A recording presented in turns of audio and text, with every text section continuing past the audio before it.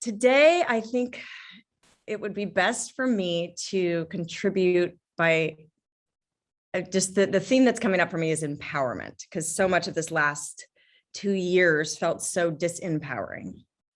And so I'm going to talk about how stress relates to disease and how subconscious programming that we get from the ages of 0 to 7 kind of feeds into our stress levels, and then how to change them so we can be less stressed and more robust in our immunity. So, in Heal, I interviewed so many different types of, and I don't have any presentation, I'm just going to speak. I hope that's okay. But I interviewed so many different types of experts from all different backgrounds. So they were scientists, spiritual teachers, doctors, healers, and every single one of them kind of agreed that after we learned about epigenetics, we are no longer victims of our genes. And it's kind of something that we've been conditioned to believe, that, we're kind of at the mercy of our genetic code.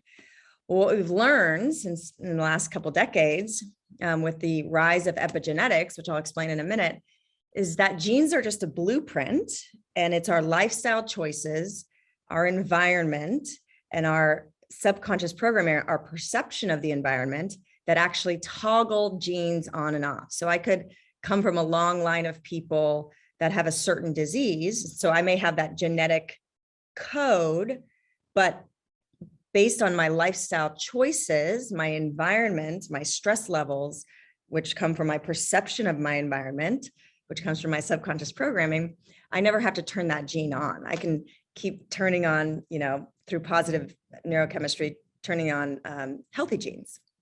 So that's exciting. We are not victims of our genes. There are some genetic conditions. I've heard anywhere from 1% to 2% to, if we're going to be conservative, let's say like 5% to 8% of conditions are, fully or very fully penetrant, which means it is some sort of mutation in the gene that you can't change in the way that I'm talking about in an epigenetic way. So, but Bruce Lipton and others think it's more like 1% to 2%. So if we're conservative, let's say 5% of the conditions, there's not much you can do about except for maintenance through medication or lifestyle choices or otherwise. And then that means 95% of the time, there is something we can do to improve our health and reverse a chronic condition. So that's very exciting and empowering. So also in that 95% statistic, okay, so that 95% means that, and again, Deepak, Bruce Lipton, Joe Dispenza, who all had, Joe had a integrative medicine practice. Deepak Chopra is a spiritual teacher, but also a medical doctor. Bruce Lipton is a stem cell biologist. They all agree that 95% of what takes us to the doctor or the hospital is stress related. So what is the effect on stress? The effect of stress on the immune system. So we have, as Nina was pointing out, we have this nervous system, this autonomic nervous system that either is in stress response or the sympathetic nervous system, where we're alert in fight or flight, or it's in the parasympathetic nervous system is activated, and we're in rest and digest. And that's when we're repairing, the immune system is active, we're calm, we're not stressed. If we are stressed, we are high alert. So the sympathetic nervous system is activated, and we're in something called fight or flight or freeze. And what happens is that stress response is an amazing survival mechanism. And it was meant to just be turned on for a little bit of time so that we could escape the threat in our environment. Back in the day, might have been a tiger, a saber-toothed tiger, or, a enemy tribe, or whatever it was that we had to run to survive. And so that sympathetic nervous system was turned on so we could be alert, run for our lives, or fight for our lives, or freeze and hide. And that's adrenaline, cortisol, all the stress chemistry, the stress hormones are pumping through your body. It goes like this. You see a threat in your environment. I see a saber-toothed tiger. immediately I'm out of rest and repair. And all of my available energy is to either fight for my life or run for my life. So the survival mechanism is turned on, your sympathetic nervous system is activated, stress hormones leave the brain and pump through the body. All of the blood leaves, the gut and the organs, and it goes into your arms and legs so that you can either run or fight for your life. So because you need all of your available energy to survive, energy is taken away. Your immune system is shut down because your body, nature just puts in priority. You can't, you don't need to worry about fighting a bacterial infection when you're running from a tiger. So your immune system shuts down because that takes a lot of energy to heal and repair tissues and fight pathogens and stuff. And also your digestion is suppressed, shut down immediately. Digestion takes so much energy to break down food. So, and then your all the blood from your forebrain, which is your critical thinking, your creative centers, your higher thinking, all the blood leaves the front of your brain and goes to the back of your brain, which is where survival is. So you can get your instincts and reflexes and everything is on point. So all of that to say, stress shuts down your immunity, your digestion, and prioritizes fighting for your life. The problem is it's meant to be turned on for a short period of time. And because of the state of the world, because of the inundation of technology and 24-hour news cycle and information, what we're seeing is a rise in chronic illness, and especially in the last 2 years, because we are all in a chronic stress response, which means our immunity is weakened, our digestion is affected, and our creative centers and critical thinking is dampened. So all of that to say, let's go to epigenetics now. I see some people want to go to epigenetics. So where should I go from here? So between the ages of 0 and 7, our brains are in theta waves. It's like a hypnosis. So when you're in utero to 7 years old, we are just downloading programs and our belief systems from other people, which is our parents, our caretakers, our grandparents, our environment. We're energetic imprints, behaviors, and belief systems of other people. And that becomes the subconscious program that runs basically 95% of our life. So the problem is, and Bruce Lipton talks about this a lot, if you're interested in this, I encourage you to read The Biology of Belief. But 75% of those programs are negative and disempowering. They're limited. So that's why as adults, and all of us that have gone on these healing journeys, we spend our adult lives looking at our subconscious programming and unpacking these beliefs that we've adopted that are running the show that we're not aware of. So our subconscious programming, so these beliefs that a lot of us have, like I'm not worthy, I'm not good enough, I have to be perfect to be loved. Perhaps you grew up in an abusive environment and you are downloading the program of I am not safe, the world is not safe. Another belief system is I have to work hard for money, whatever these belief systems are, you're downloading them and they just become the programs that run the show. They basically color the lens through which you look through life. Now, what I want to explain is that lens is what determines, it's your interpretation of your environment, and based on your belief systems, stimulus is going to cause stress or not. And when, again, that puts us into the fight or flight stress response, which then inhibits our immunity and our health, et cetera. So what we want to do is become conscious of the subconscious programming and the lens through which we're looking through. So let me give you 2 examples. So if say there's a boy that was raised in India, he was raised around snakes, and his father worked with snakes and was a snake performer. He knew how to be around snakes. He revered them. They were looked at as like a good omen. And snakes were a positive, but there was a positive belief system around snakes. Girl was raised in California. Her dad got bit by a rattlesnake. She is fearful of snakes, terrified of snakes. So those two are together. They're hiking on a trail somewhere in the world, and a rattlesnake crosses their path. Well, the person who has the belief system that snakes are dangerous, snakes are deadly, snakes are lethal, immediately she's going to have stress chemistry course through her body. She's going to go into sympathetic nervous system, fight or flight, and that will cause, the cascade of negative events happening in her body. The boy will have the opposite. He'll have oxytocin release because, oh my gosh, this is the good omen I was looking for. So my point is, and it could be a terrible example, same stimulus, two different interpretations based on their subconscious programming and the lens they're looking through. Another example, Elizabeth, who I followed in Heal, she healed from stage 4 cancer. And during her healing, she worked with a spiritual psychologist, and they determined that she had a belief system of I am pathetic. Something happened when she was young, between the ages of 0 and 7 or around there.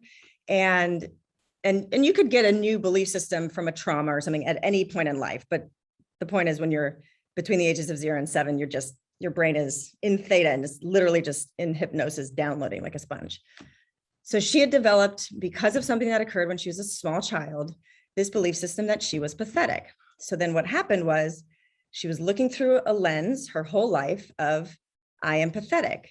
And when you have that belief system running the show and you're looking through that lens filters out anything that doesn't affirm that belief. So that is why wonderful things could have happened to her. People could show her love, things that would, show her that she's not pathetic, and she wasn't even available to it because she's looking through a lens of I am pathetic. And as such, she would attract only people and circumstances into her life that confirm that belief system. So she found herself in toxic relationship after toxic relationship that, reaffirmed that she was pathetic. All of this to say, part of her healing was to become conscious of, so bring it from the subconscious programming to awareness in order to shift her programming.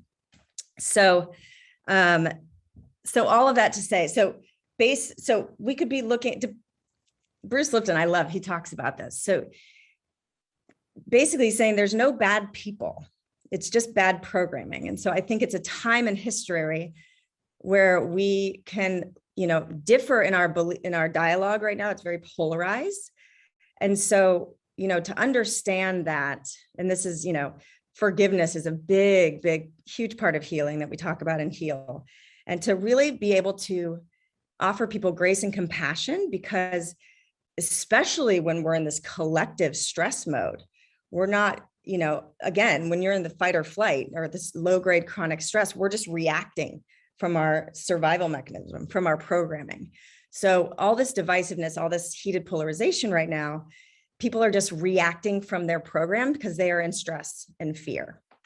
So again, it's just a good reminder to go, okay, forgive them, for they know not what they do, because they're just acting from programs that are not even theirs. They've downloaded them when they were a little kid. So part of our healing is to become aware of these limiting belief systems that we've adopted that are subconscious. So we're not even aware that they're kind of running the show of our lives, because it's like we're looking through the lens, we can't see the lens. And then start to heal these and replace these negative and disempowering belief systems with positive, empowering belief systems. One example is I had just come from 10 years researching the immune system and understanding the effect of stress on the immune system. So I had developed new beliefs as I'm learning new information over and over, and then interviewing these masters and these great people and these experts in the film. They were just confirming my beliefs. So I adopted this new belief, new empowerment, learning about epigenetics, how we're not victims of our genes, learning the effect of stress on the immune system, learning about the placebo effect, learning about all these empowering factors to healing and health and vitality that we talk about in Heal. So when the pandemic hit, I was looking through a very different lens than a lot of people, because I understood the effect of stress on the immune system. I understood how resilient and brilliant and intelligent our immune systems are. I mean, we are part of nature. Our body is just, as Nina, we just played the instrument of our body with our breath, from the beautiful guidance of Nina. We can change the state of our body by changing our perception, tapping into our breath. There's so much more that our body is capable of than we've been conditioned to believe. And the intelligence that we have. I mean, we go to the doctor because we broke our bone. The doctor sets the bone, but it's the innate intelligence of our body that heals and regenerates that bone and fuses it back together. So when the pandemic hit, I was looking through the lens of, oh, this novel coronavirus is new information that our bodies are going to adapt, and we need to make the most empowering decisions for our health so that we can defend and take in that information and not, in a way that we are able to defend and then adapt and evolve.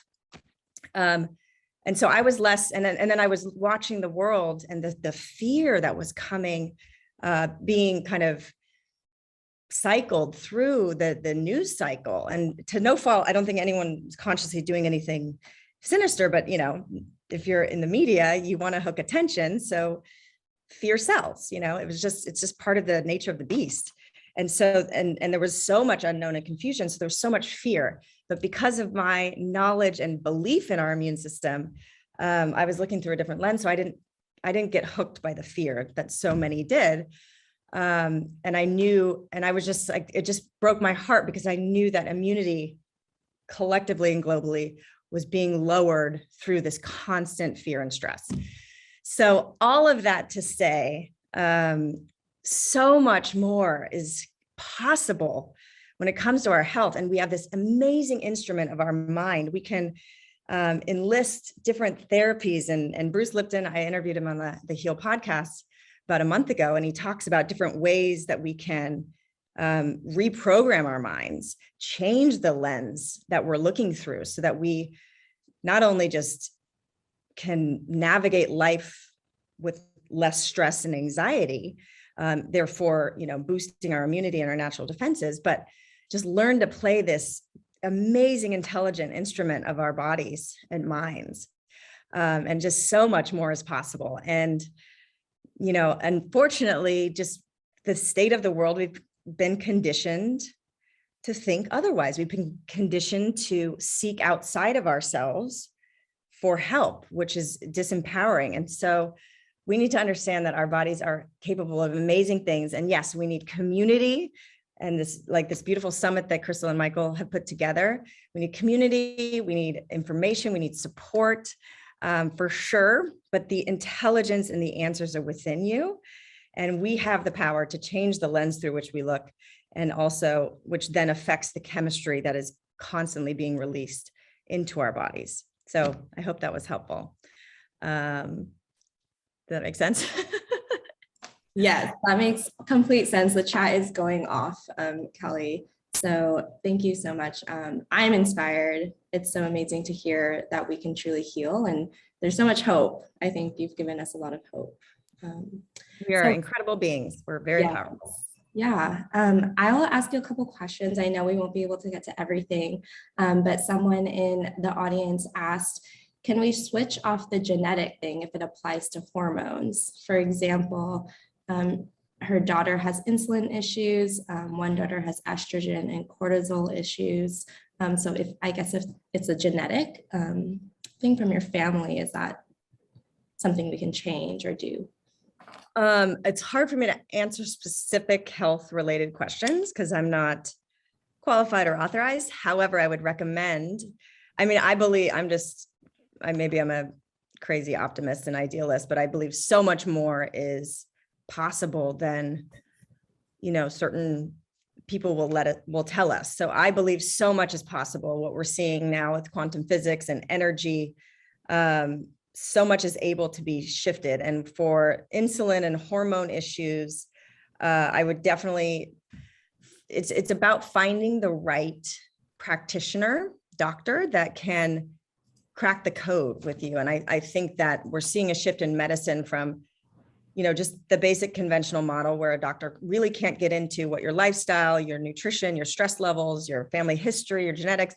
And so they're crippled by this system where they only have 10 minutes and their best chance to give you relief is to offer a medication.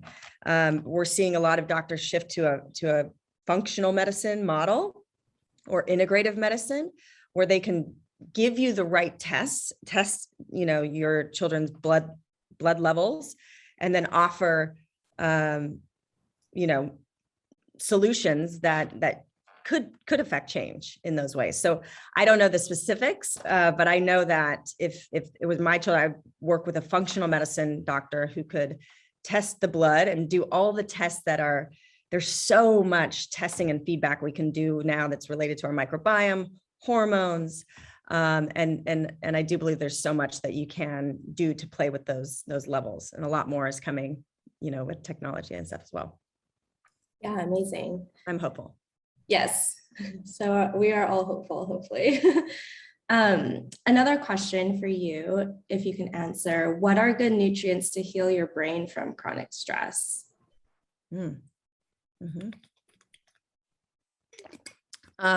Well, we know that the brain can heal in so many ways. There's, neuroplasticity, and I love Joe Dispenza's work. I would look into what he's doing a ton of research on what meditation does to regenerate the brain, and also just generate healing in the body. And it has to do with energy and coherence and hormones and neurochemistry. So I think that there's a lot of nutrition in things like a regular meditation practice. And so I would encourage you to look into Joe Dispenza's work. But as far as specific nutrition for the brain, I mean, so much can be done with, I don't know, I'd have to defer to a functional medicine doctor, but I know that just omega-3s, help the brain regenerate, and also helps balance chemistry with a lot of mental illness, even just because we're seeing deficiencies because of all the toxicity in our environment, and the lack of real nutrition in a lot of the foods, and especially the convenience foods and the processed foods. We're deficient in magnesium, as collectively, magnesium, vitamin D, omega-3. So to really, again, work with a functional medicine doctor to see what you're deficient in, and then supplement. But I know with the brain, it's a lot of magnesium and omega-3. Amazing. And let's see, we have 6 more minutes. So is it possible, I think you touched on this, but maybe if you want to expand, to change our lens, and maybe just a couple takeaways of how we can do that? Yeah. And Kara, you're absolutely right. Nootropics, mushrooms do amazing things with the brain. I have my little functional beverage here. But yeah, nootropics, look into that as well. Agree. Okay, so to change our lens, Bruce Lipton talks a little bit about it, but there's a couple ways. So hypnosis gets your brain into that theta brainwave state where things can be shifted and changed. So you can seek out a hypnotherapist or someone that does, something with hypnosis. I'm not sure if EMDR would fit into that same thing, but EMDR, which is eye movement desensitization, someone will know what EMDR is, but there's you can work with therapists that they can do some reprogramming with different therapies. There's also just basic practice and repetition and changing a habit. So just repeating something over and over. So Bruce Lipton talks about just faking it until you make it. And we do this with affirmations and Louise Hay and the mirror work, where you just every day, even if you don't feel healthy, if you're trying to heal something, you look in the mirror and I am healthy. I'm healthy. Anytime your brain is hijacked with negativity and fear and anxiety, you flip it and you just start to affirm to yourself over and over, and you fake it until you make it. You smile until that smile starts. I mean, even just faking a smile, when your lips are curled up in a smile, eventually your brain hooks in and go, oh wait, she's happy, and it'll start to release different chemistry. So there's things where you just have to practice and repeat over and over. and change a habit for, I think they say it's 28 days.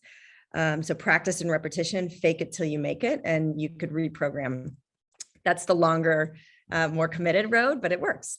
And then Bruce talks about energy psychology, and, there's also psychedelics if you're into that sort of thing. But I know that a lot of people have had real, just amazing feedback on, whether it's plant medicine or, I'm not endorsing anything. It's like, find what resonates with you, and obviously do it in the correct set and setting, and make sure it's safe, because there's, but a lot can be kind of instantaneously like switched with some sort of spiritual experience. You could, flip your programming with realization, because that's part of bringing it to the surface and becoming conscious. And then his last thing is like, some traumatic event can, and this is something you can't plan. So it's not something like you can be like, oh, I choose option number 4. It's like something can come along in your life and just traumatic or triumphant, and you just switches your brain immediately. So that's another option, he says, but that's not something you can do. You're in control of. So yeah, I hope that helps. And then surround yourself with community that continues to just reflect back to you, more empowered, positive lens. This Your Super community will just up level. High tide lifts all boats. When you're in community with like-minded people seeking a more conscious way of being, over time, it just kind of starts to change the way you look at things. Absolutely. Yeah. And I think this last question in our last minute is very timely, so I wanted to make sure we fit it in. But from your base of knowledge and how you knew fear would lower your immunity, especially during this pandemic, what did you do specifically to protect yourself, your family, and those around you? Yeah, great question. I stopped watching the news. I got informed in other ways, but I limited that. I just turned it off. It was way too much. I'm too sensitive. I mean, I could barely watch the evening local news because there's just too much violence and I'm too sensitive. But when it's just like fire hosing you with fear and statistics, it's just not, it's like too much. We don't need to know all that. So, there is, if you love the news, what my husband and I like to do is there's the evening news and CBS, NBC, ABC, whichever one you choose. There's a 30-minute, like 6:30 evening news where it addresses what's going on in the world. And in 30 minutes, there's no people yelling at each other and arguing and debating. It's like old school news. And then there's like a 10-minute, or the last 5 minutes is some positive story. So if you need the news, I suggest checking out the evening news and just getting it from that. But obviously online, there's a whole nother, you can choose when and where you get your information. So that, and then I just leaned into my daily practices and tools. I highly encourage, I'll wrap it up. I know it's 10. Meditation is a lifesaver for me. It just really, just like we experienced with Nina, it takes you out of fight or flight. It takes you out of stress, drops you in a parasympathetic nervous system, lowers your blood pressure. It's so practical. And then it's so spiritual. I mean, once you Marianne Williamson likens it to mental hygiene. We do personal hygiene every day. We brush our teeth, we get the gunk off of our bodies in the shower. We need to do mental hygiene every day because our brains just have not evolved to catch up with the amount of information that we're inundated with every day. And most of it is negative and kind of fear-based. So mental hygiene in the form of meditation, and then of course, movement. I burned through a lot of emotional stress with exercise and breath. And then gratitude work, shifting, just starting to be thankful for what I am thankful for, and be grateful for. It's a form of prayer. It's like being grateful for what you want as if it's already here. So like this morning, I was like, I'm just so grateful that we're on the other side of this pandemic and people are thriving, and, just play with your mind rather than let it get hooked by fear and negativity. Grab the reins of your mind and visualize and feel grateful and feel into the future you desire. So amazing, so inspirational. Let's all take those takeaways. I know Michael queued us up to have some takeaways too from today. So those are also practical, especially now and timely. Thank you so much, Kelly. We really appreciate it. I know everyone in the chat, feel free to stay on and scroll through the chat. I know people have even more questions, but don't want to take too much of your time. So we appreciate it.